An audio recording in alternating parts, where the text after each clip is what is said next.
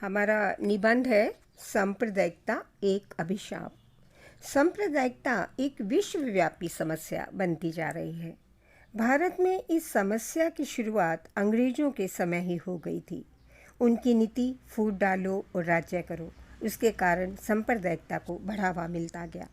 ये एक ऐसी नीति है जिसमें संकीर्ण मनोवृत्ति के कारण एक संप्रदाय अपने को दूसरों से उच्च समझता है, और यही मनोवृत्ति जब बढ़ती जाती है तो किसी भी देश के लिए हानिकारक हो सकती है।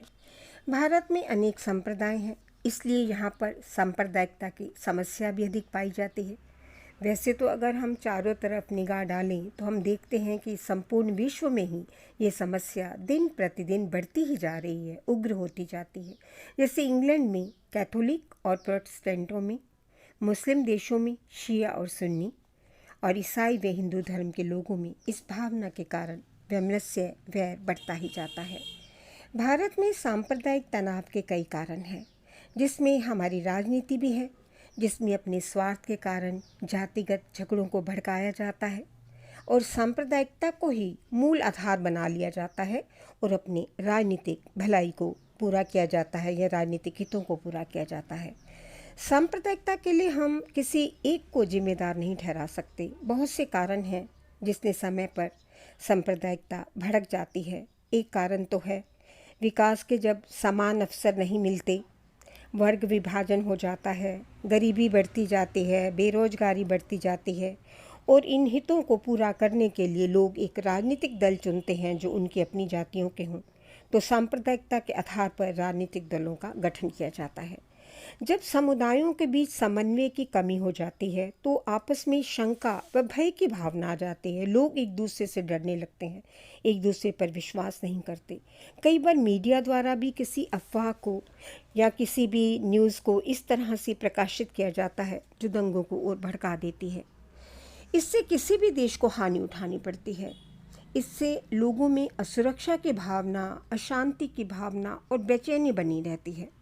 जम्मू कश्मीर में इसी कारण लाखों हिंदुओं को अपने घर छोड़कर देश के अन्य जगहों पर रोजगार ढूंढने पड़े, अन्य जगहों पर रहना पड़ा। वो लोग कश्मीर में जाते हुए डरते हैं। सांप्रदायिकता के नाम पर कई बार लड़ाई झगड़े होते हैं जिसमें कईयों की जानें चली जाती हैं। संपत्ति का जो विनाश होता है। जब भी कोई घटना होती है तो पुराने घाव फिर से हरे हो जाते हैं। लोगों को पहले की घटनाएं याद हैं, लोग और अधिक हिंसक हो जाते हैं, उनमें वैर भाव और बढ़ जाता है। अगर इसका समाधान ढूंढने वाले हैं तो इसको बढ़ावा देने वाले भी बहुत होते हैं। उनका काम अपने स्वार्थ को सिद्ध करना, और इसलिए वो उसको बढ़ावा देते हैं। इसको बढ़ावा देने में विदेशी शक्तियों का भी हाथ होता है, क्योंकि हर कोई भी ऐसा देश जो ये चाहेगा कि देश कमज़ोर हो तो वो उस देश में सांप्रदायिकता को बढ़ा देता है, जिससे देश में अशांति फैल जाती है। और जब देश में सांप्रदायिकता बढ़ जाती है तो देश कमज़ोर होता जाता है, जान माल की हानि होती है, एक दूसरे को शक की निगाह से देखा जाता है। तो सांप्रदायिकता को दूर करने के लिए शांति और अहिंसा की बहुत आवश्यकता है। स्कूल, कॉलेज, विश्वविद्यालयों में ऐसी शिक्षा दी जानी चाहिए जो आपसी एकता और प्रेम को बढ़ाए। एक सबल कानून की भी ज़रूरत है। बिना भेदभाव के शिक्षा व रोजगार मिलना चाहिए।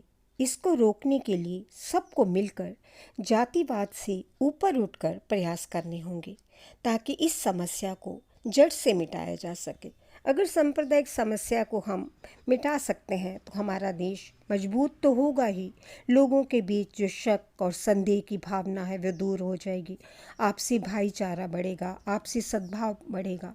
लोग एक दूसरे पर शक संदेह करना दूर कर देंगे और आपस में मिलजुल कर रहेंगे। तो इससे जिस देश में भी ऐसा होगा वो देश भी सबल होगा, दूसरों से ज़्यादा मजबूत होगा। सांप्रदायिकता एक अभिशाप है, क्योंकि वो देश को कमज़ोर कर देती है, देश के युवाओं का मनोबल तोड़ देती है। देश में लड़ाई झगड़े, आगजनी, मारना काटना ऐसी घटनाएं होती रहती हैं जो देश के लिए बहुत ही हानिकारक है। इसलिए हम सबको आगे बढ़कर ऊपर उठकर प्रयास करने होंगे ताकि हम इस समस्या को जड़ से ही मिटा सकें, ताकि देश हमारा मजबूत हो सके।